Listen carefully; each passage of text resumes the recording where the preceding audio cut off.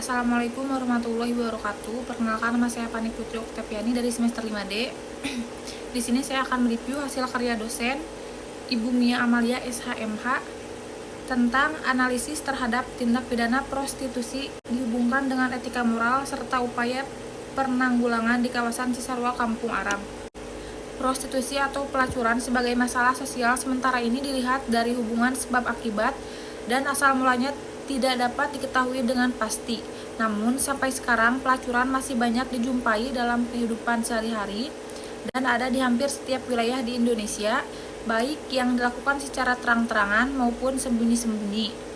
Pelacuran merupakan salah satu bentuk kriminalitas yang sangat sulit untuk ditangani, dan jenis kriminalitas ini banyak didukung oleh faktor ekonomi dalam kehidupan masyarakat, di mana dalam masyarakat itu sendiri mendapat pemenuhan akan kebutuhan secara manusiawi.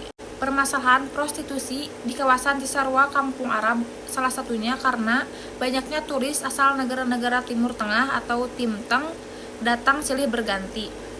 Pelacuran bila dilihat dalam Kitab Undang-Undang Hukum Pidana KUHP, maka tidak ada satu pasal pun yang mengatur secara khusus terhadap pelaku prostitusi atau PSK. Secara kriminologis, sulit untuk mengatakan bahwa pelacuran itu sebagai suatu kejahatan, sebab tidak menimbulkan korban.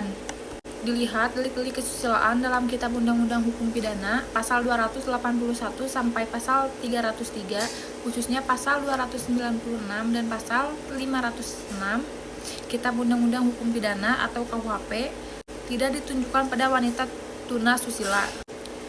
Prostitusi di Indonesia dianggap sebagai kejahatan terhadap moral atau kesusilaan, dan kegiatan prostitusi adalah sebuah kegiatan yang ilegal dan bersifat melawan hukum.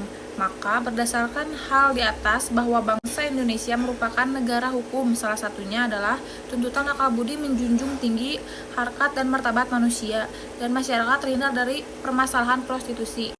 Pelacuran atau prostitusi adalah penjualan jasa seksual dengan uang sebagai imbalan atau upah. Seseorang yang menjual jasa seksual disebut pelacur, yang kini sering disebut dengan istilah pekerja seks komersial atau PSK. Dalam pengertian yang lebih luas, seseorang yang menjual jasanya untuk hal yang dianggap tak berharga juga disebut melacurkan dirinya. Di Indonesia, pelacur sebagai pelaku prostitusi atau pelacuran sering disebut sebagai sundal. Etika dan hukum memiliki landasan yang sama, yaitu moral. Moral yang menjadi dasar dari etika dan hukum itu bisa berbeda-beda di masyarakat, apalagi kalau sudah meliputi masyarakat dunia. Setiap negara memiliki nilai-nilai moral yang berbeda. Demikian, wassalamualaikum warahmatullahi wabarakatuh.